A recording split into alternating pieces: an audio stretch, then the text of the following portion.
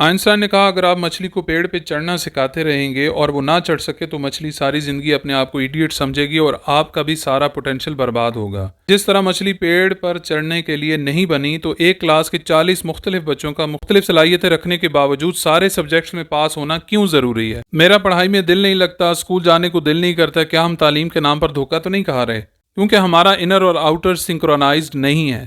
کسی بھی کلاس میں ایک اندازے کے مطابق 15 سے 20% بچے آن ایوریج شوق سے پڑھتے ہیں، باقی بچے کسی معاشرتی یا خاندانی خوف سے پڑھتے ہیں۔ کیا وجہ ہے کہ ہر سال ہزاروں کی تعداد میں اعلیٰ تعلیم یافتہ نوجوان تعلیم مکمل کرنے کے بعد نوکری کے لیے دھکے کھانے پر مجبور ہیں؟ Phone 150 years ago, phone today. Cars 150 years ago, cars today. Classroom 150 years ago and classroom today. کوئی جدت نہیں ہے اس کلاس روم میں۔ ہزاروں کی تعداد میں C S S P M S کرنے والے بیوروکریٹس بننے والے آفیسرز کے باوجود قوم کا مستقبل نہیں بدلا۔ کیا وجہ ہے کہ ہزاروں انجینئرز ڈاکٹرز کے باوجود ملک ترقی نہ کر سکا؟ چند سوالات اور ان کے جوابات شاید ہماری آواز ان لوگوں تک پہنچے جو اس ایجوکیشن سسٹم کو رن کرتے ہیں۔ پاکستان بھارت میں بے روزگاری اتنی تیزی سے کیوں بڑھ رہی ہے؟ سوئٹزرلینڈ کی آبادی سے زیادہ انجینئرز اکیلا بھارت ہر سال پیدا کرتا ہے، پھر بھی ریسرچ اور انوویشن میں سوئٹزرلینڈ کا پہلا نمبر ہے اور بھارت اس لسٹ میں کہیں بھی نہیں ہے۔ ہر رزلٹ کے بعد خودکشی کی خبریں عام ہیں۔ بھارت میں ہر 20 منٹ میں ایک اسٹوڈنٹ خودکشی کر رہا ہے۔ موسٹ آف دیم ایکیڈیمک پریشر اور کیریئر انگزائٹی کا شکار ہوتے ہیں۔ پاکستان سے 8,000 بندہ ہر ماہ ابراڈ جا رہا ہے اور یہ بندے اسکلڈ اور ایجوکیٹڈ ہیں، لیکن باہر جا کر یہ واچ مین یا چوکیدار کی بھی نوکری کر لیتے ہیں۔ کیوں ایسا ہوتا ہے؟ تمام پولیٹیشنز اور سیلیبریٹیز اپنے بچوں کو اسٹڈی ابراڈ کرواتے ہیں۔ کیا وجہ ہے کہ گورنمنٹ اسکول ٹیچر کے بچے اسی اسکول میں نہیں پڑھتے؟ کیا وجہ ہے کہ اس سسٹم میں رٹو طوطے ہیومن روبوٹس تو بریلینٹ ہیں کیونکہ وہ نمبر مشین زیادہ ہیں اور کانسیپٹ سے اسٹڈی کرنے والے انوویٹو کم ہوتے ہیں؟ کیا وجہ ہے اسمارٹ لرننگ تو آ گئی لیکن اس سے کچھ بھی اسمارٹ نہ ہو سکا؟ آج کی ویڈیو ان سارے سوالوں کے جواب، ان کے پیچھے کی سازش اور ان سے بچا کیسے جا سکتا ہے اور اس میٹرک سے نکل کر کامیاب انسان کیسے بن سکتے ہیں، سب بتایا جائے گا۔ میں ہوں علی ایجوکیشنسٹ اور آپ دیکھ رہے ہیں بولتا بلاگ۔ چینل کو سبسکرائب ضرور کیجیے گا۔ ہمارا ایجوکیشن سسٹم کس نے اسٹیبلش کیا؟ ظاہر ہے انگریزوں نے۔ وہ کیا چاہتے تھے؟ ہم کو لیڈر بنانا یا غلام بنانا؟ آبویسلی غلام ضرورت تھے، لیڈر تو ان کے ساتھ آئے تھے۔ وہ ہمارے اوپر رول کرنے آئے تھے، نہ کہ ہمیں کامیاب بنانے آئے تھے۔ برٹنز کو 2 بڑے پرابلم تھے، ایک تو لوگوں کے ساتھ کمیونیکیشن کرنے کے لیے ان کو آرڈرز دینے کے لیے، اور دوسرا ان کو روبوٹ یعنی مین پاور ٹائپ لوگ چاہیے تھے جو اشاروں پہ چلیں۔ کہا جاتا ہے کسی قوم میں گراس روٹ لیول پہ چینج لانا ہے تو ان کی کتابوں اور پڑھانے کے طریقوں کو چینج کر دو۔ یہی کام کیا گیا۔ 1835 میں لارڈ میکالے نے انگلش ایجوکیشن ایکٹ نافذ کیا۔ انگلش انجیکٹ کی گئی اور انگریز کے جانے کے بعد بھی ہم اس کے اثر میں گم ہو گئے۔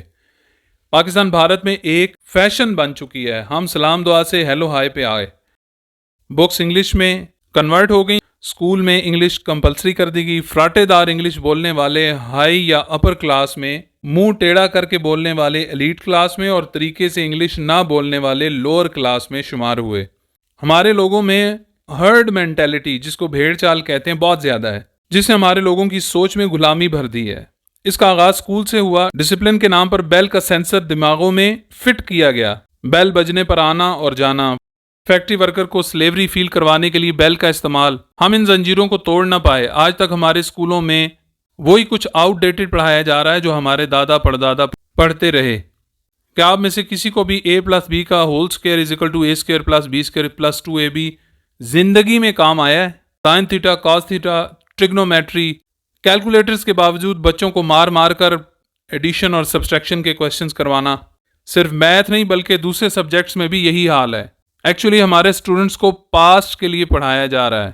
آج بھی مائیں اور ٹیچرز بچوں کو کہتے ہیں پڑھ لو بیٹا، اچھی نوکری مل جائے گی، کامیاب ہو جاؤ گے۔ وہ بچے کو نوکری کی شکل میں غلامی میں دھکیلنے کو کامیابی بتا رہے ہیں۔ اگر تعلیم سے پیسے ہی کمانے ہیں تو پھر بچوں کو ایسی تعلیم کیوں نہ دی جائے جس سے وہ نہ صرف خود کو بلکہ فیملی کو بھی سپورٹ کر سکے؟ مثلا e commerce, digital marketing, Facebook ads, YouTube and Instagram growth, stocks, crypto, how to invest, how to make a good team. مختصر یہ کہ اگر ہم نے پیسہ ہی کمانا ہے تو پڑھائی بھی پیسے ہی کی کروانی چاہیے کہ کیسے پیسہ کمانا ہے، ملینئر اور بلینئر کیسے بنا جا سکتا ہے۔ اس کلپریٹ ایجوکیشن سسٹم نے بھیڑ کو بھیڑ چال پر لگا رکھا ہے۔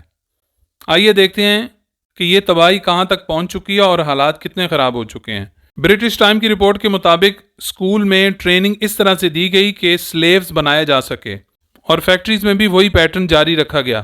ہائرنگ کے لیے ڈگریز مانگی گئیں، سلیوری کے سٹینڈرڈز کو چیک کرنے کے لیے رزلٹ کارڈز اور ڈگریز بنائی گئیں۔ اسٹوڈنٹس بھی اداروں میں صرف ڈگریز لینے کے لیے جاتے رہے۔ ایکسائٹمنٹ نہ اسٹوڈنٹس میں رہی نہ ٹیچرز میں رہی۔ ایک طرف ہارورڈ کا ٹیچر جسے 25 سے 30 لاکھ سیلری دی جا رہی ہے، اور دوسری طرف ہمارا ٹیچر جس کے کندھوں پر پورے خاندان کا بوجھ ہے، اور جو فرسٹریٹ نہ ہو تو کیا ہو، کیونکہ 40 سے 50 ہزار کے ساتھ وہ گزارا بھی نہیں کر پاتا، جبکہ اس کے برابر میں پرائیویٹ سیکٹر کا ایک ایگزیکٹو لاکھوں میں کما رہا ہو۔